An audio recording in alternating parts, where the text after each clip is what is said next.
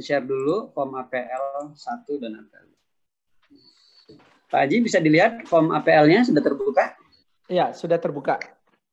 Ya, Bapak Ibu semua, ini adalah form APL 1. Sepanjang untuk kegiatan kita pada uji kompetensi nanti, ada 2 form minimal yang akan disiapkan dan diisi oleh Bapak Ibu semua. Ya, form APL 1 namanya dan form APL 2. Form APL 1 ini adalah permohonan dari Bapak dan Ibu semua untuk bisa mengikuti uji kompetensi yang dijadwalkan akan dilaksanakan pada hari Sabtu, Minggu, atau tanggal 25 November yang akan datang. Sesuai jadwal yang akan diatur oleh panitia. Sekali lagi mengingatkan seperti yang disampaikan oleh Pak Haji, apabila Bapak dan Ibu ternyata mungkin besok atau lusa dapat penugasan mendadak, misalnya Pak Haji ya, dari kantor masing-masing yang mengharuskan Bapak dan Ibu tidak bisa memenuhi jadwal itu, mohon berkabar ke kami segera. Ya, kalau di pelatihan izin sehari bisa, tapi di uji kompetensi sekali nggak datang udah gugur ya, jadi harus segera diganti jadwalnya. Jadi apabila sekarang misalnya Bapak sudah terjadwal di hari Sabtu tanggal 21 November misalnya, tiba-tiba besok dapat penugasan pindah, harus Bapak Ibu harus mengikuti kegiatan di kantor misalnya, maka alihkan, laporkan segera kepada panitia untuk bisa dijadwalkan kembali di hari yang lain supaya Bapak dan Ibu tetap bisa mengikuti uji kompetensi. Ya, saya mundur sekali lagi. Form yang saya tampilkan sekarang adalah form APL 1. Form APL 1 ya, permohonan sertifikasi kompetensi skema ahli muda K3 konstruksi. Bapak dan Ibu, yang diikuti sekarang adalah skema ahli muda K3 konstruksi. Ya, ahli K3 konstruksi ini ada 3 level kalau di level ahli, yaitu ahli muda, ahli madya, dan ahli utama. Ya, nah yang kita ikuti saat ini adalah yang ahli muda. Di bawah itu ada juga sertifikasi yang dikeluarkan oleh Direktorat Jenderal Bina Konstruksi, yaitu petugas K3. Ya, judulnya petugas K3. Nah, yang Bapak Ibu ikuti adalah skema ahli muda K3. Nanti narasumber akan menceritakan level mana, ya. Ahli muda K3 ini bolehnya menggarap pekerjaan seperti apa, baik di pihak swasta maupun di ASN. Ya, jadi boleh nggak pekerjaan beresiko tinggi hanya ditangani oleh ahli muda K3? Nah, akan dijawab oleh narasumber pada waktunya nanti. Jadi Bapak dan Ibu nanti akan tahu sertifikasi saat ini adalah sertifikasi untuk skema ahli muda K3 konstruksi. Yang tentunya ada panduan SKKKNI-nya, ya, SKKNI-nya. Nah, setelah Bapak dan Ibu nanti mengikuti uji kompetensi dan dinyatakan kompeten, ya, dinyatakan kompeten, jadi bukan dinyatakan lulus, tapi dinyatakan kompeten oleh para asesor, maka Bapak dan Ibu nanti akan menerima sertifikat kompetensinya dengan logo Garuda, ya, diakui oleh negara kompetensinya, ya, dari BNSP, dari kerjasama dengan LSP TTI ini. Sampai di sana mungkin cukup jelas Bapak Ibu ya, ya. Baik, saya lanjut ya. Jadi kalau seandainya ada yang kurang jelas, nggak apa-apa, saya diinterupsi saja, karena saya tidak bisa melihat semua Bapak dan Ibu semua. Jadi kalau seandainya ada yang terlalu cepat saya jelaskan, silahkan diinterupsi saja. Ya, baik, saya lanjut ya. Jadi kita Pak, bertanya, Pak. Oh, silakan. Yang mau bertanya, saya stop share dulu. Silakan yang mau bertanya. Dari mana? Oh, saya Mira, Pak, mau tanya, oh, kalau ya, Mira, misalnya ya, ternyata kita dinyatakan tidak kompeten, itu gimana, Pak? Ibu Mira. Ada hair atau apa gitu, Pak? Atau... Semua harus optimis. Semua harus optimis bahwa tapi kita kan segala kemungkinan harus dipikirkan, Pak. Ini Ibu Mira sangat antisipatif orangnya ya. Antisipatif orangnya ya. Jadi ya, ini Ibu, jadi kalau di skema ini nggak ada hair, udah gagal. Jadi cuma ada 2 ya, jadi bukan lulus tidak lulus, bukan gagal atau berhasil, tapi kompeten atau belum kompeten. Jadi cuma 2, K atau BK. Sekarang kita gini aja dulu. Nah, ini optimisme bahwa kita kompeten. Jadi nggak ada hair, Bu. Jadi makanya nanti manfaatkanlah waktu yang hanya 25 menit sampai 30 menit itu untuk bisa meyakinkan asesor bahwa Bapak dan Ibu kompeten. Tentunya nanti akan asesor kita cukup bijaksana. Asesor kita cukup bijaksana untuk mengetahui latar belakang pendidikan misalnya. Bu Mira, sarjananya apa mungkin? Saya sipil, Pak. Kalau sipil ditanya banyak-banyak dulu.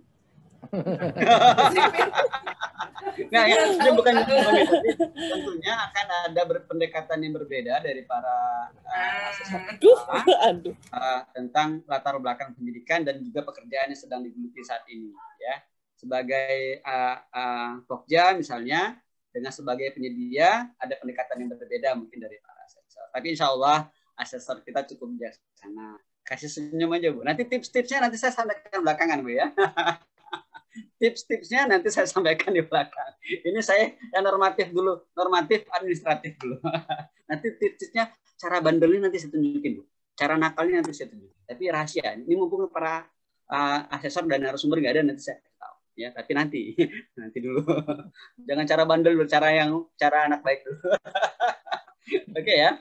Baik, Pak, saya kembali lanjutkan. Saya buka kembali form APL 1-nya untuk Bapak dan Ibu bisa isi ya. Dan ini kami harapkan benar-benar bisa diisi dan segera dikirim ke panitia. Mungkin nanti melalui WhatsApp group akan diinformasikan ini di japri kemana. Karena jangan dikirim di grup ya, di japri ke salah satu panitia di KM Partner supaya bisa dikolek, dikumpulkan dan didata siapa yang sudah mengirimkan dan sudah melengkapi. Atau bisa jadi sudah mengirimkan tetapi ada yang belum lengkap isiannya ya. Baik, kalau nama lengkap saya yakin Bapak dan Ibu nggak ada masalah, isikan sesuai KTP. Di KTP saya gelar saya belum masuk Pak. Nah, ikutin KTP karena biasanya dicocokkan dengan KTP. Ya, jadi misalnya di KTP Bapak dan Ibu, misalnya Bapak sekarang sudah S2 tapi di KTP masih S1, ya sudah S1 saja dulu sesuai. Saran saya sesuai KTP. Ya, sesuai KTP nama lengkap. Nah, kemudian perpanjangan ini kita abaikan karena status Bapak dan Ibu adalah apply baru, aplikasi baru, ya. Nah, NIK dan nomor KTP pastikan jumlah digitnya betul. Ya, pastikan jumlah digit NIK atau nomor KTP Bapak dan Ibu tepat. Ya. Misalnya Pak Sony hafal nggak Pak Sony? NIK-nya Pak Sony? Hafal ya? Biasanya punya catatan ya, langsung di copy. Hafal. Apa? Oh ya. Saya sudah boleh. 13 digit kira-kira. Oke, saya ya. Jadi yang tahu pastikan sekali lagi nicknya pas. Pas sesuai dengan karena salah satu digit saja nanti bisa jadi masalah. Saya ingatkan kepada Bapak Ibu semua ya, salah satu saja nomor nick ini bisa jadi masalah. Atau salah huruf saja di nama itu bisa jadi masalah. Ada pernah bercerita bahwa untuk ngurus itu bisa berbulan-bulan untuk ngurus perbaikan itu belum bayar itu. Kan namanya. Nanti kami akan ingatkan berkali-kali dari panitia akan ingatkan berkali-kali. Piagamnya sudah benar belum? Sertifikatnya.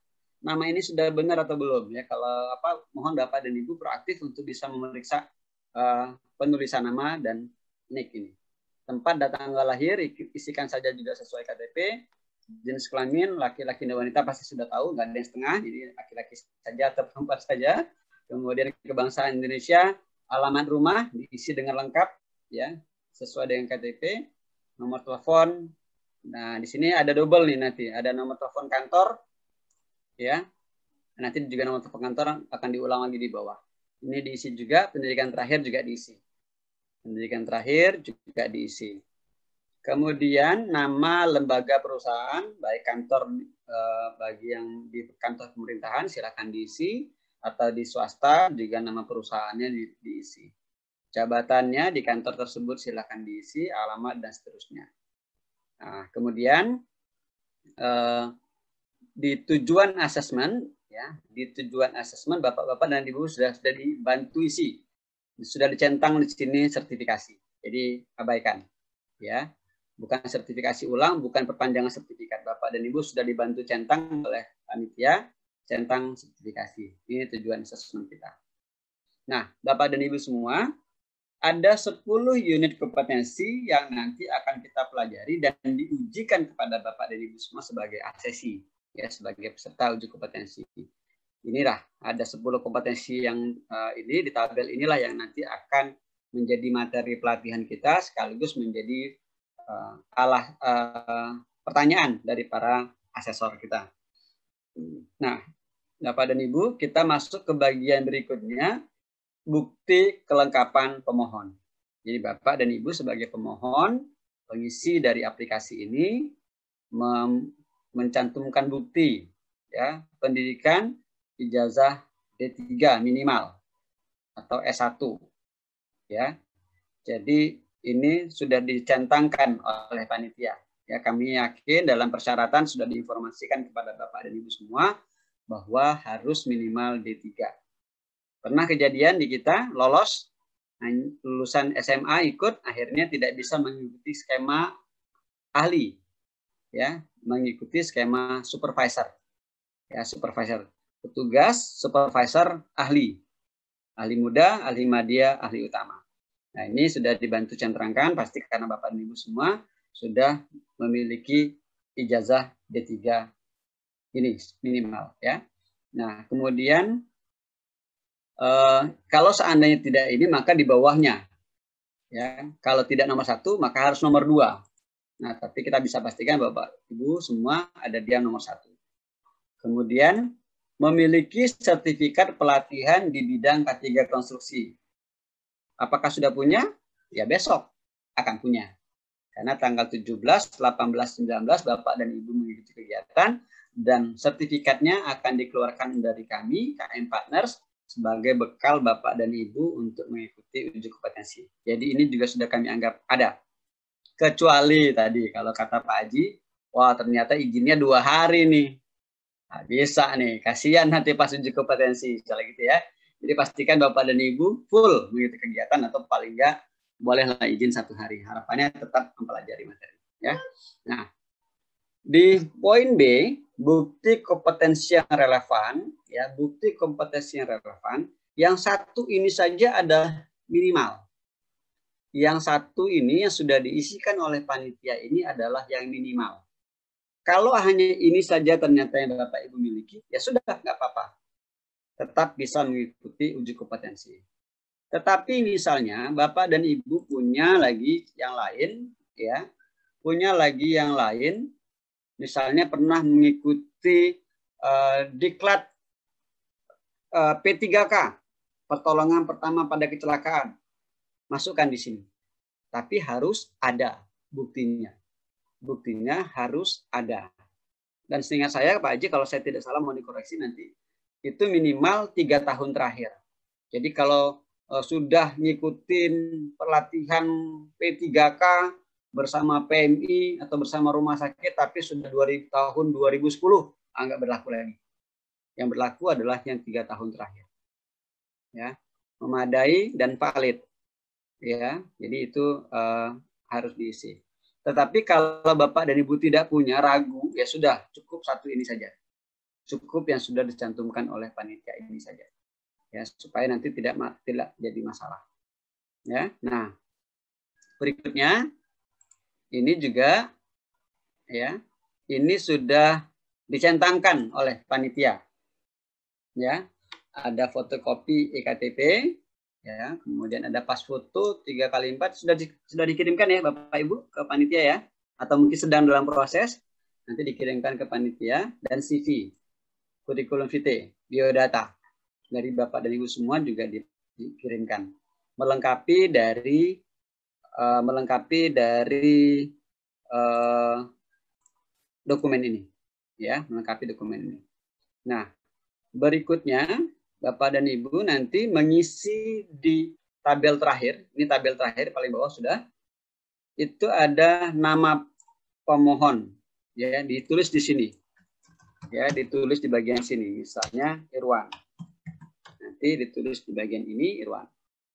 Nah, bagaimana dengan tanda tangannya? Nah, Mas Wisnu, ini linknya masih berlaku nggak Mas Wisnu? Masih berlaku, Mas. Masih berlaku ya. Nah, iya. Coba Bapak dan Ibu sebentar saya coba. Boleh dicoba sekarang Mas Wisnu? Boleh, Mas. Boleh, Mas. Boleh ya. Baik.